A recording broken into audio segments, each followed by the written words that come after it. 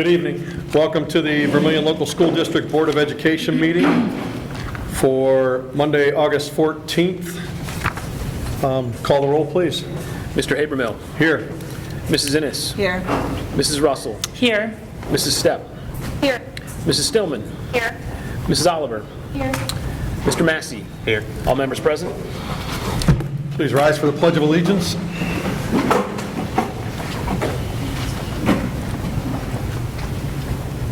I pledge allegiance to the flag of the United States of America and to the republic for which it stands, one nation, under God, indivisible, with liberty and justice for all.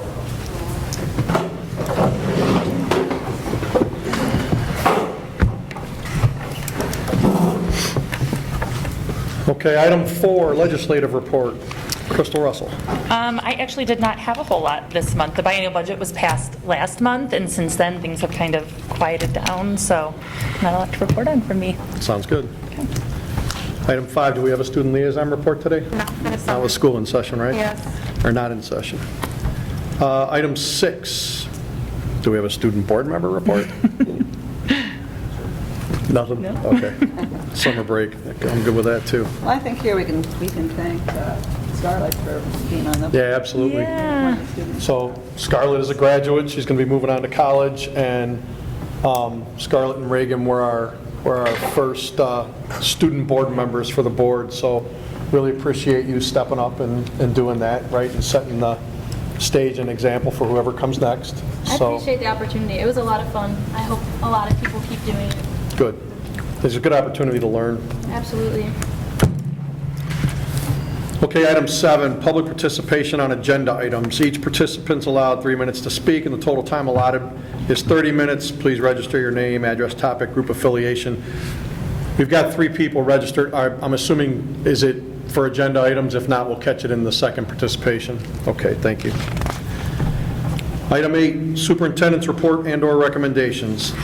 I recommend the board approve a one-year teacher additional duties contract for the 23-24 school year for Kurt Habermill, co-assistant football coach, level 24, step 5. I'll move. A second.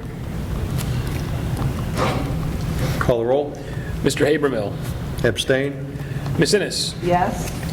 Mrs. Russell. Yes. Mrs. Stepp. Yes. Mrs. Stillman. Yes. Ms. Oliver. Yes. Mr. Massey. Yes. Motion approved 4-0 and 1 abstention. Number 2, I recommend the board approve the one-year teacher additional duties contract for the 23-24 school year for Kara Habermill, assistant senior class advisor, level 12, step 6. I'll move. I'll second. Call the roll. Mr. Habermill. Abstain. Mrs. Innes. Yes. Mrs. Russell. Yes. Ms. Stepp. Yes. Mrs. Stillman. Yes. Ms. Oliver. Yes. Mr. Massey. Yes. Motion approved 4-0 and 1 abstention.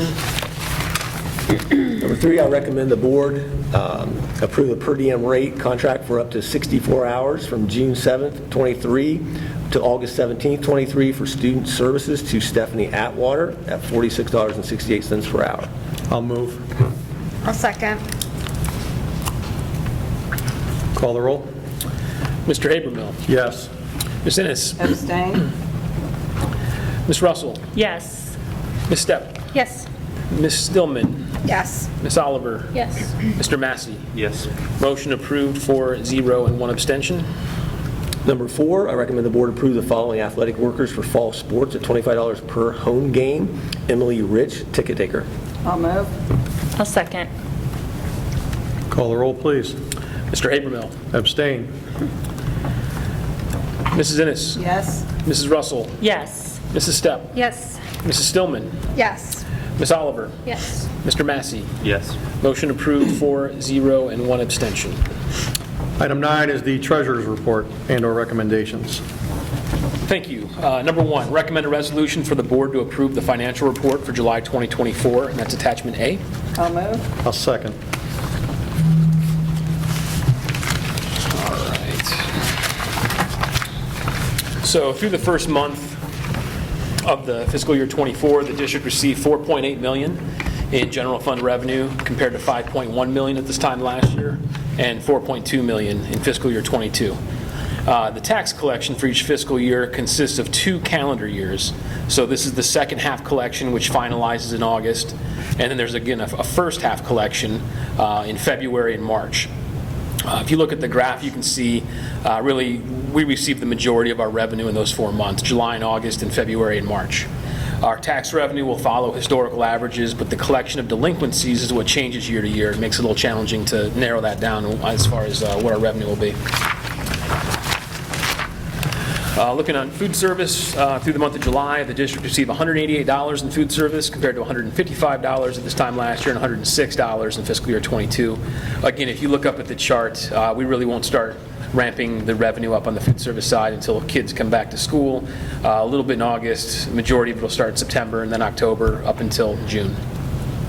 Looking at all revenue through the month of July, the district received $4.8 million in all funds compared to $5.1 at this time last year and $4.3 million in fiscal year '22. Taking a look at the spending side, through July, the district expended $2.7 million from the general fund compared to $2.7 million at this time last year and $2.5 in fiscal year '22. To get a little bit more of the weeds, the district spent $250,000 less in salaries this year, but $60,000 more in retirement and insurance, $94,000 more in purchase services, and $27,000 more in supplies compared to last July. Looking at food service spending through the month of July, we've expended $40,000 in food service compared to $45,000 at this time last year and $43,500 in fiscal year '22. And then looking at all funds through the month of July, we've expended $2.8 million from all funds compared to $2.9 at this time last year and $2.7 in fiscal year '22. Lastly, we'll take a look at the cash side of things through the month of July. General fund has a total of $19.4 million, $19.5 million in cash compared to $21.3 million at this time last year and $19.5 million in fiscal year '22. Food service is doing really well. Through the month of July, food service has a total of $376,000 in cash compared to $346,000 at this time last year and $140,000 in fiscal year '22. Rolling everything together, taking a look at all of our funds for all of our cash through the month of July, we have a total of $23.8 million in cash compared to $26.6 at this time last year and $23 million in fiscal year '22. We do have 2 negative accounts, which is expected and typical for this time. Our athletic fund, we haven't had any events really yet. Our athletic fund is negative $53,000, and our ARP ESSER 3 is negative $6,000. That's our reading specialists. On the investment side, through the month of July, we've earned a total of $36,457.94 on interest, compared to $14,870.87 at this time last year. This is a difference of $21,587.07, or 145.2% more. Any questions? Call the roll, please. Mr. Habermill. Yes. Mrs. Innes. Yes. Mrs. Russell. Yes. Mrs. Stepp. Yes. Mrs. Stillman. Yes. Ms. Oliver. Yes. Mr. Massey. Yes. Motion approved, 5-0. Number 2, recommend a resolution for the board to approve the following donations: $2,100 from Ridge Tool to VHS Career Tech, $50 from Home Depot to VHS Career Tech, $2,500 from anonymous donor to VHS Career Tech, and $333 from the Athletic Boosters to the girls' golf team for golf shirts. I'll move. I'll second. Call the roll. Mr. Habermill. Yes. Mrs. Innes. Yes. Mrs. Russell. Yes. Mrs. Stepp. Yes. Mrs. Stillman. Yes. Ms. Oliver. Yes. Mr. Massey. Yes. Motion approved, 5-0. Number 3, approve the appropriations for August 2023, and that is attachment B. I'll move. I'll second.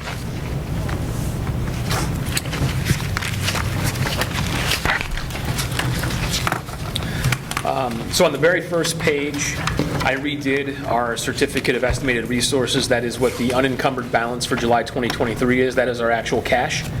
And then again, the estimate for the tax and the estimate for the other resources gives us our total at the end there. Our total for all funds with the collection of taxes and other sources of revenue is $49.6 million.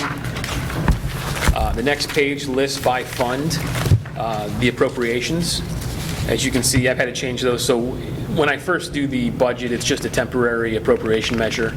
I need to have a finalized appropriation measure by September. So this is what that final one is. And then throughout the year, as we start getting close, I'll start adjusting these, hopefully down for the most part. Majority of ones that are in light blue, that is actually matched to our cash. So those really won't change all that much. And then the last table there, that shows us how much we have available in cash compared to how much the appropriations are, and then the difference is the remaining cash left over. As long as those are positive, you know, that gives the board the authority to approve those appropriations. Call the roll. Mr. Habermill, Yes. Mrs. Innes, Yes. Mrs. Russell, Yes. Mrs. Stepp, Yes. Mrs. Stillman, Yes. Miss Oliver, Yes. Mr. Massey. Yes. Motion approved, 5-0.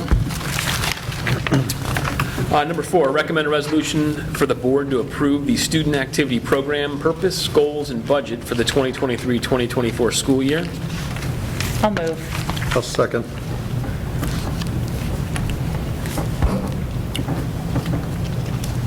Any questions? Any questions? Anybody? Call the roll. Mr. Habermill, Yes. Mrs. Innes, Yes.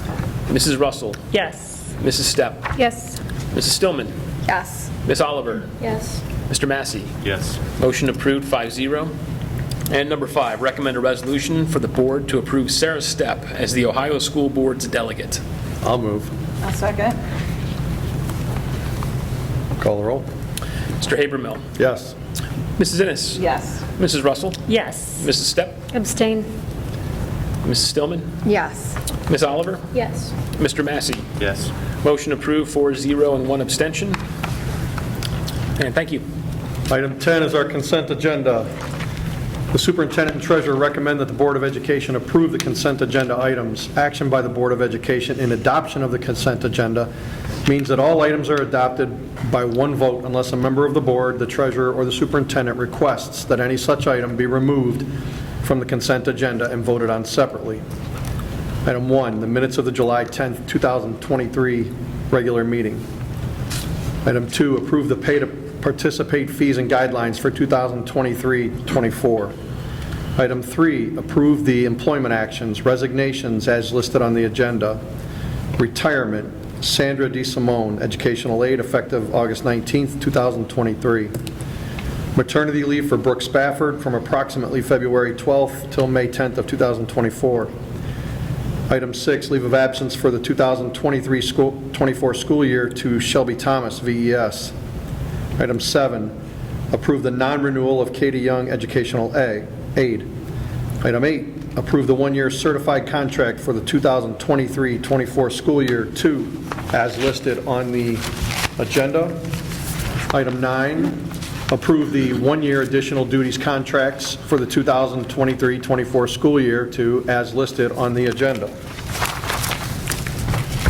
Item 10, approve the one-year non-teaching supplemental contract for 2023-2024 school year to James Austin, percussion advisor, level 9. Item 11, approve the one-year grounds supervisor contract for 2023-24 school year to William Lutz, grounds supervisor, step 9. Item 12, approve the one-year classified limited contract for the 2023-24 school year to, as listed on the agenda. Item 13, special project rate contract for the 2023-24 school year of $34 an hour to Morgan Catalano, speech pathologist, up to 20 hours, and Madison O'Connor, speech or intervention specialist, up to 18 hours of professional development.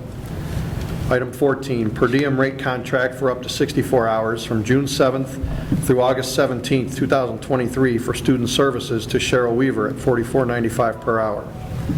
Item 15, approve 15 additional hours from August 1 through 11 for Medicaid audit to Joni Snyder at $24.02 an hour. Item 16, approve the following athletic workers for fall sports at $25 per game, as listed on the agenda. Item 17, approve training for Murray Ridge to Amber Bailey, educational aide, up to 21 hours. Item 18, approve the per diem rate of $63.99 per hour for 1.5 hours per week to Stacy Smith for extended services for 2023-24. Item 19, approve the payment of $100 per day from August 14th through August 17th for new teacher orientation for Brandy King, Morgan Catalano, Shauna Schofield, and Lauren O'Hare. Item 20, approve up to 8 additional hours of training for new classified staff at their regular hourly rate for Brianne Lash, Monitor VES, and Amanda Fasciana, Food Service VES. Item 21, approve Sean Schofield as VES substitute teacher at a daily rate of $150 for 10 days, beginning August 18th through August 31st, from September 5th through November 10th at a daily rate of $160. Item 11, are there any items that need to be removed? Okay.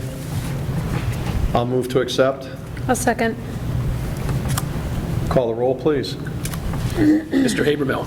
Yes. Mrs. Innes. Yes.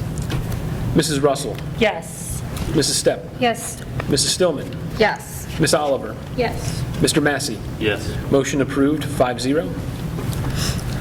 Item 12 is the dates and location of upcoming board meetings. Meetings will be held at Vermilion High School Commons, 1250 Sanford Street, unless otherwise noted. We have a regular meeting on Monday, September 11th at 6 p.m., regular meeting on Monday, October 9th at 6 p.m., and a regular meeting on Monday, November 13 at 6 p.m. Item 13, public participation.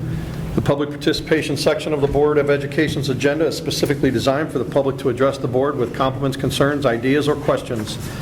The board welcomes your comments. If you wish to address the board regarding an issue, the board would remind you of 2 things. First, your comments should be factual and respectful of the rights of others. Second, before coming to the board with a specific problem, you should have first addressed the problem with the appropriate teacher, staff, or administrator. This meeting of the Board of Education in public is for the purpose of conducting school business. Joseph Jones.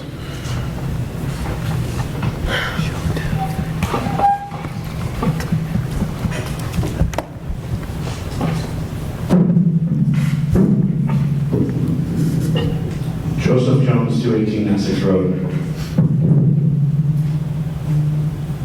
I'm sorry. I wanted to read from some Ohio revised code for ethics for public officials, especially 102.03. It defines in several places in plain language some of the boundaries a public official must stay within when conducting business to avoid a conflict of interest. No public official or employee shall use or authorize the use of the authority or influence or office or employment to secure anything of value or the promise or offer of anything of value that is such a character as to manifest a substantial and improper influence upon the public official or employee with respect to that person's duty. E, no public official or employee shall solicit or accept anything of value that is such of a character as to manifest a substantial and improper influence upon the public official or employee with respect to that person's duties. F, no person shall promise to give to a public official or employee anything of value that is such a character as to manifest a substantial and improper influence upon the public official or employee with respect to that person's duties.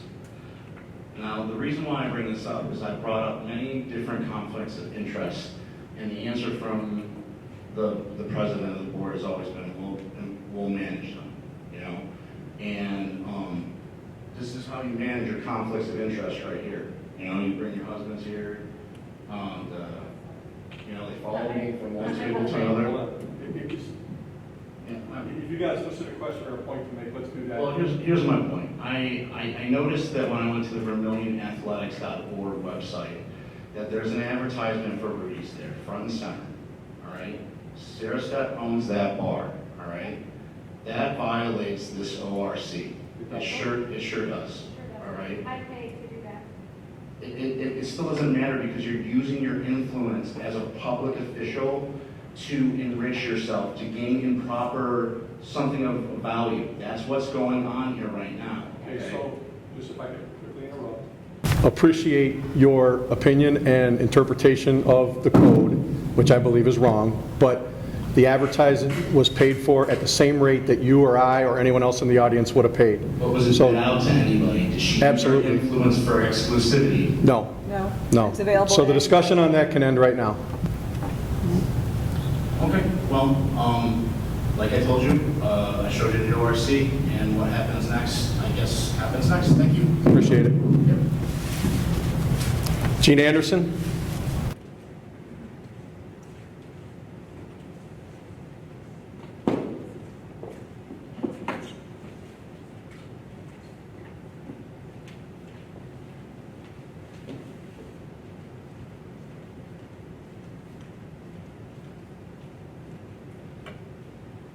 Hi, Jean Anderson, 3240 Edgewater Drive.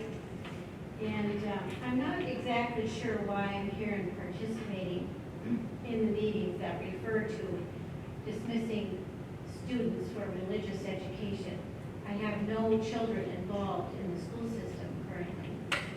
But I do take it a little personally when somebody suggests or invalidates rights that have been given to me and everyone else by the Constitution, and the Supreme Court has upheld it several times in various decisions.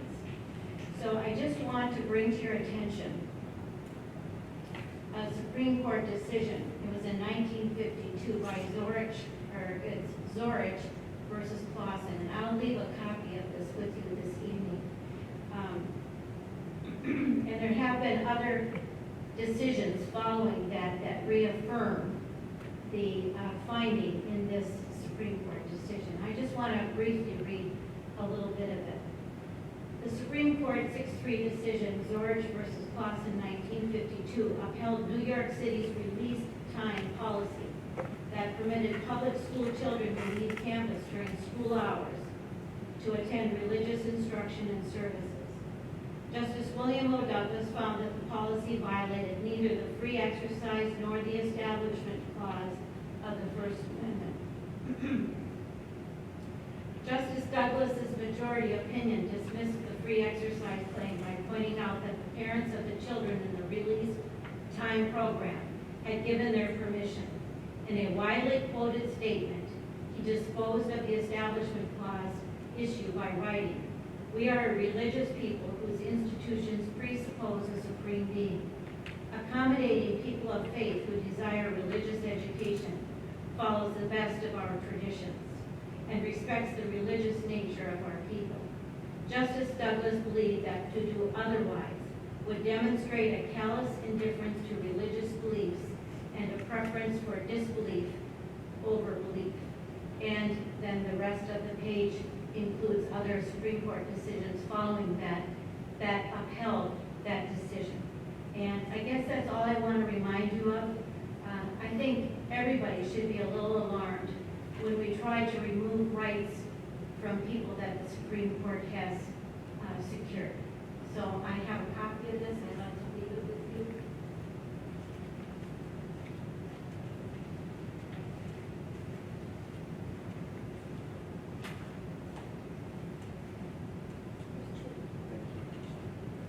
Thank you, Mr. Anderson. Christopher Hines?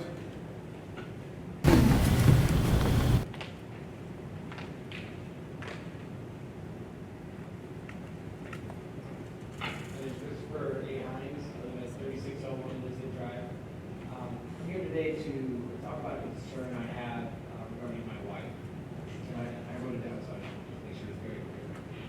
On June 12, 2023, my wife questioned board members during public participation. During this time, a woman from the audience started to harass and try to intimidate my wife.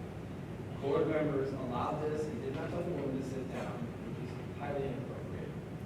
Board members speaking during public participation violates Robert's Rules of Order adopted under Board Bylaws Policy 0161. No board member mentioned to add these comments to the agenda to allow for a discussion regarding LifeWalks. After that meeting, Dr. Heil directed two women who made false accusations about my wife to report to the police after these women harassed my wife while she was leaving on June 12th meeting. On June 20th, Dr. Heil banned my wife from board meetings until 2024. The board is violating Ohio Open Meetings Act, and their policy is 0169-1.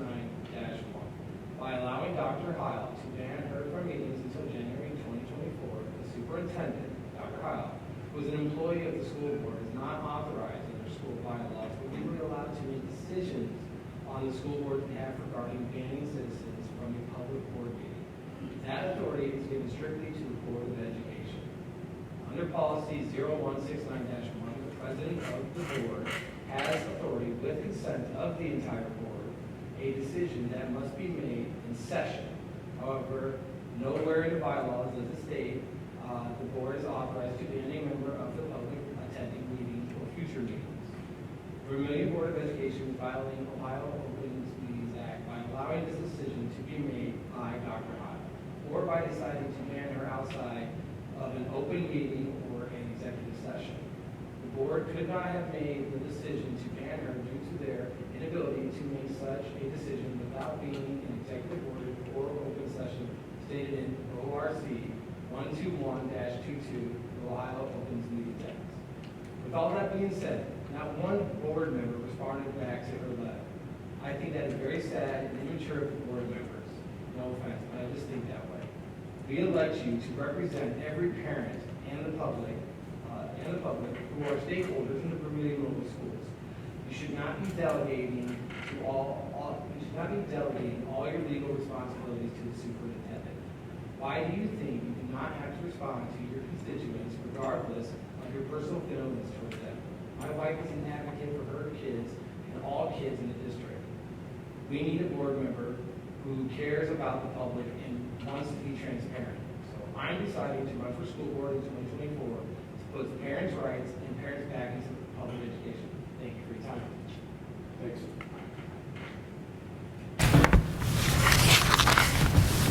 Item 14, adjournment to executive session. Recommend a resolution for the board to move into executive session for compensation of public employees and for matters to be kept confidential. I'll move. I'll second. Call the roll. Mr. Habermill. Yes. Mrs. Innes. Yes. Mrs. Russell. Yes. Mrs. Stout. Yes. Mrs. Stillman. Yes. Ms. Oliver. Yes. Mr. Massey. Yes. Motion approved, 5-0, and the time is 6:27 PM.